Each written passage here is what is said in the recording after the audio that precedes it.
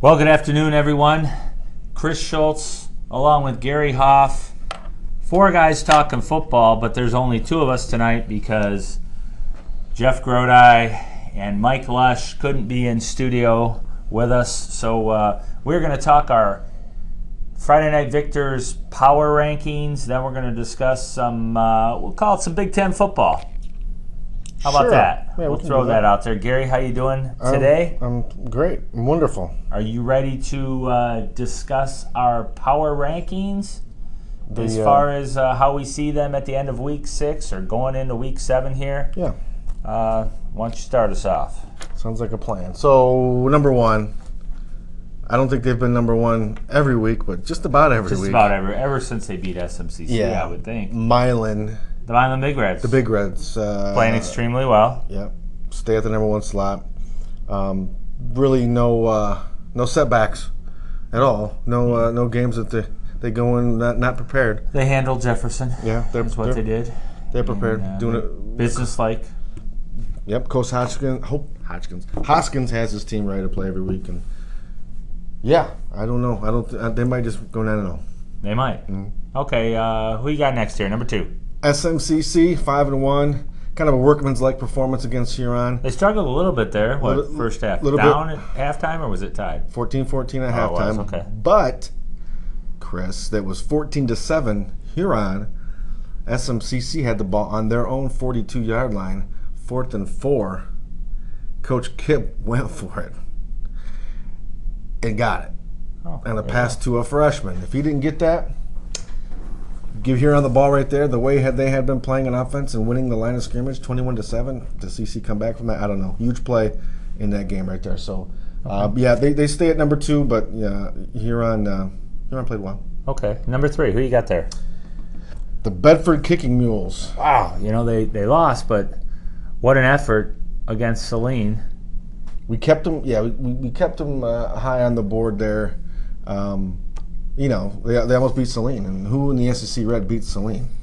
Nobody, really. Nobody. So just coming that close means something. So yeah, Kicking Mules. It was a 24-21 game. I think they were up 21-17 and hanging on for dear life and just couldn't seal the deal.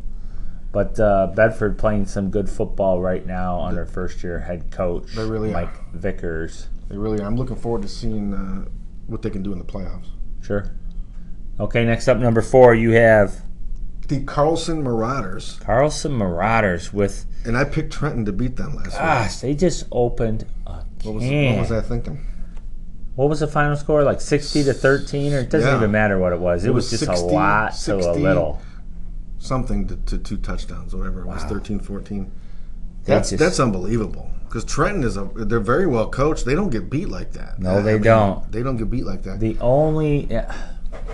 It's funny because I don't know if Trenton can hang on and make the playoffs, but there's a very good chance if Trenton makes the playoffs that they could end up playing Carlson again. I'm sure the Carlson players would love to see that matchup, but sometimes as a coach, you're scared to death after a result like that. Well, Trenton knocked out Carlson last year. Let's not after forget beating them, yeah. So it was like a 22-21. I think Coach Coach Jack went for 2 and didn't get it. Right. Yeah, Carlson moves up the board quite a bit with a huge win over a good Trenton team. Right. And number 5, Whiteford. Kind of the same thing as Carlson, moving up the board big time. Well, and they have a huge game this week. Oh, yeah. Playing Clinton. Mm-hmm. And they're coming off a huge win over the Sand Creek Aggies. Yeah. Big victory. I don't... Didn't see this. Well, I didn't really see them beating them, to be honest. I certainly didn't see the margin. That was they doubled them up, I want to say, or something. Oh, yeah. It wasn't even close, really. I think it was 34-12. Was that what it was? Maybe. I don't even remember what triple them up. Big win for Carlson. Whiteford. Yeah, Whiteford. Blue and white. But they younger kids on the team, getting older, getting some game experience. And I think it's obviously proven, because I definitely wouldn't have thought Whiteford was going to beat Sand Creek last week, but they did big time. I would have not thought that. And who knows? Can they double up on the way Clinton? Things were going? Yeah. Okay, let's go. Number 6 is The Riverview Pirates at 4-2, getting a big 1-point win over a good airport team in Carlton.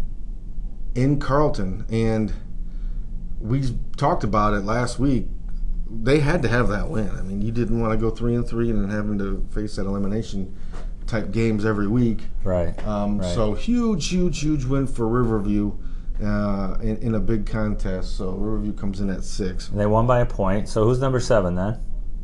The team they beat, Airport. Airport Jets, at 4-2. They really showed, in their big contests, right? SMCC, Riverview. They obviously could have beaten Riverview. They only lost by a point. They were definitely in that game, to say the least. And they started off well against SMCC. They were in that game as well for at least a half. And, the Airport's really showing promise. I know we have quite a few fans on the blog of you got the Troll, you got EM and all those guys, and they love their Jets. And I like the way the Jets are.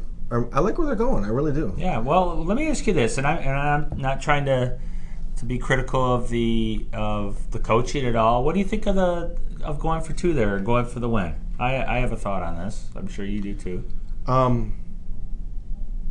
Okay. I personally, as a coach, would not do it. Okay. Okay, that's just would be your coaching philosophy. I coached a whole 1 year of football. Okay, so you got a lot of experience. A lot of experience. If you count the hours, maybe I would. In one season, how many hours? But I would not have my own personal things. Now, in this game, I think you got the better weapons. I think you got Pack. I think you got the quarterback. He always slips Blankenship. Yeah. He always Van Washenova. I think you got some guys. And what was the running back we talked about last week? Avery Atkins. Avery Atkins.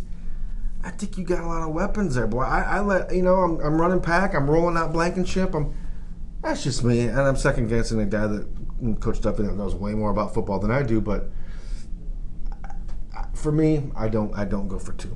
Okay. So I don't think it's that simple. Okay. Because and I wrote this in response to some people who were being critical. I think you have to take the tone of the game, the matchup of who you're playing, where you're at. You have to take everything into consideration. At home and to go for, there is nothing in the book that says you go for 2 in this situation. You're right. You're not trying to make up points. It's simply whether you want to try and get the win here, or if you want to go to the what I think is a silly overtime rule, where they put both teams on the 10 and they give you 4 plays to get in. That's the best. I don't think you win that matchup with a team like Riverview. Okay. I think a T team is built for a 10-yard drive. If you can put it all in your hands on the offensive side of the ball, I'm sure he has a play in mind that he likes to run in that situation. I would have gone for 2 in that situation. However, personally, based on what I know about the game. 1 stop on 1 down for not even negative yards, for 1 yard against a T team, or if they get a penalty, it really hurts a T team. It really does. So I don't know. I like the team with. I know what you're saying. I would say, the T is 3 yards in a cloud of dust. You get 3 yards, you score. Right. Basically, if you get three yards. What I'm saying is, if they get stuffed one play, they come up 2nd and 9. Now you're behind the sticks, and obviously the game wasn't an offensive. It was 13-12, 14-13. Yeah, but the teams were moving the ball here and there. I kind of agree. I was there. I ended up going home because I was a little cold. Oh, that's right. That's right. I'm just cold. You didn't bring your babushka. I did not dress for the weather at all. But anyways, I just think in those circumstances, I would have gone for 2 as well, with all my wealth of football coaching experience. They were at home. They had the momentum. And I think that's why you don't go for 2 if you have the momentum. I don't know. I don't know. I don't want to put it all on one play. I want to let. You just did. That's just me. Yeah. Okay. I don't know. I don't know. But if they get it, it's the greatest call ever. That's true. Great job, coach. We had the momentum. You did exactly what. So. I think it was the right call, personally. I tell you, but I will say this, and I often think of things like this. What would the other team want you to do? And it goes in what you're saying. The other team would not want you to go for 2, right? Yeah, I would say that. I think Riverview would have been perfectly fine. going to overtime. Overtime. They would have felt solid. But I think Of every course, team. he may come back and say, I got a great defense, so I can stop them in 3 yards. Right. So, I don't know. Yeah. All right, who you got next? Number 8. Number 8, Dundee coming in at 3-3. Dundee Vikings. Okay. Yeah. They're over Ida, who they beat. Ida comes in at 9 at 3-3. Dundee beat Ida, so that's kind of where they they come in at those rankings. And that's really all our power rankings are, because we don't have anybody. That's it. That's so it. Everybody else is 2 and 4 or less, and we're not going to rank anybody in the top 10. We went with the amazing 9. Of course, Dundee and Ida just kind of falling a little bit victim to the really, really, really good, fair, even LCAA. Yeah, I agree. Where with that. you just every week you could lose to anybody or beat anybody. So it's just kind of a muddled mess in the middle there, other than Hillsdale, who's rolling. Yep. Well, there you have your power rankings from the FNV teams that are covered by Friday Night Victors. Why don't we jump into? I know a couple weeks ago we talked about University of Michigan football after their loss to Wisconsin, and last week we discussed the Lions and their game against Kansas City. How about we jump in, because the Lions had a bye? Let's talk a little bit about the Michigan Wolverines and the Michigan State Spartans. Let's get your thoughts on Michigan's 10-3 victory at home over Iowa.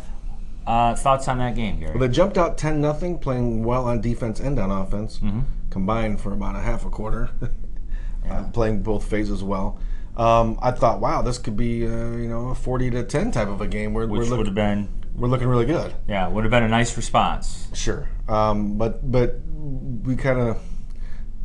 Michigan kind of looked like they have been on offense as of late. Not the receivers using all that speed and space. Receivers not. I watched Tariq Black a lot.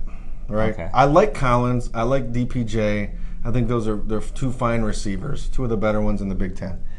I watched Tariq Black and some of his routes, and it really doesn't even look like he's trying to get open. I mean, that sounds stupid to say. Of course, he's trying to get open, but they're not good routes. And we want to put everything on Shea Patterson, which I do think he doesn't.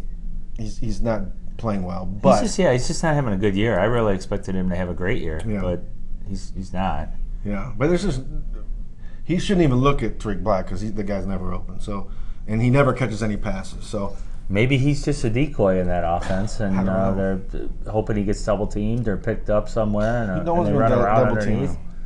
He's never open. He doesn't catch any balls, so he ain't open. If he's open, he's going to catch some balls here and there. So, I don't know. I don't know what to think about their offense. To their credit, though, I mean, the defense stepped up big, and Don Brown does what Don Brown does. He dominates lesser talent, and I think Michigan has more talent than Iowa did. They had more talent than Wisconsin, though, too. Their defense against Wisconsin's offense, I would disagree with that. But at least from this perspective, what they had 8 sacks, 3 interceptions. I mean, they really dialed up the pressure. And a great defense. And I thought they looked very, very good. And it's a reason for a Michigan fan to be optimistic, I would say. Heading into some bigger games down the road. See what Penn State's the game I'm looking towards. If they can win at night at Penn State, that matters. That will matter to me. They should beat Iowa at home, in my vote. Yeah, they should beat them at home. There was a reason they were a couple of point favorite. They were, They came out 7 and it went down to 3.5. Yeah, so I think that was expected. Yeah. So the other side of the state, the Michigan State, played at Ohio State, lost. I think the final score was 35-10. And I'll comment on this since I'm a Michigan State fan. That was not unexpected. I know I was quoted as saying that the Buckeyes were given 20. I was going to take the Buckeyes. Mm-hmm. I just think they're that much better than Michigan State, and quite frankly, they're that much better than anyone in the Big Ten. I would say the East. I think Wisconsin can line up and maybe punch them in the mouth. It's just whether they can stop them defensively, and we'll find that out, eventually. But State doesn't have enough talent. As good as their defense is, they gave up 300 yards on the ground. But there were times when State looked like they were in position defensively to make a play, and they were just better athletes made bigger plays. So, I mean, did you expect a closer game, a different outcome? I mean, I certainly didn't. I didn't watch. I did watch some of the game. I can't remember how much I watched of the game, to be honest. Or what part I watched. But no, I think that was the score I kind of would have guessed it would be. I certainly didn't think Michigan State was going to score a lot. If Michigan State's going to win, it's got to be. They got to hold teams under 20, especially the good ones. Right. And But it's not. I mean, their offense, State's offense, is having trouble scoring, but it's not because of the work. He's not playing well. He's having a good year. Yeah. A very, very good year. Mm-hmm. Their field goal kicker, for whatever reason, first team All Big Ten last year, can't make a field goal. Oh, that's what happens. It's the craziest Michigan thing. had the same problem last year. The kickers get the yips, and it's all It's mental. the craziest thing. It's all mental, yeah. But I for me on Ohio State, until they beat a big time team, we'll see. I mean, if they beat, Michigan's way down the road, but And I wouldn't say Michigan's a big time team. So you're waiting, right? Get to the playoff, I was and you'll be convinced. No. I don't even know what their schedule is. Do they play? They play Penn State. Yeah. Wisconsin. Do they? I mean, that would be probably the championship. Until they beat one of those teams and beat them pretty good, then I'll say, okay, Ohio State. But a lot of people have them ranked number 1, and they do look. They look like a good football I think team. They have looked better than anybody in the country right now. I don't know about test. I'd say LSU personally. Tougher schedule as of now, but as far as the look test, the look test, I mean, they're just running around out there and no one's catching. It's like backyard football. I agree with that. It's crazy. But they haven't played a really good team. Michigan State just does not recruit at the level of Ohio State. But with that said, Michigan State is a good team. They're a good team this year. They're a good team. They're a very good defense. They got shredded. Like Ohio State. And they went into, Ohio State went into Nebraska and just thumped the Cornhuskers in what Cornhusker Nation thought was going to be a good game. And it was over by the end of the first quarter. Yeah. So, all right. Well, there's some thoughts. We missed Jeff and Mike today. Yeah. But anyways, hopefully you enjoyed the podcast and just a little 4 guys talking football minus 2 of us. So we did kind of the missing man formation today. So with that said, have a good week, and we'll see you sometime next week.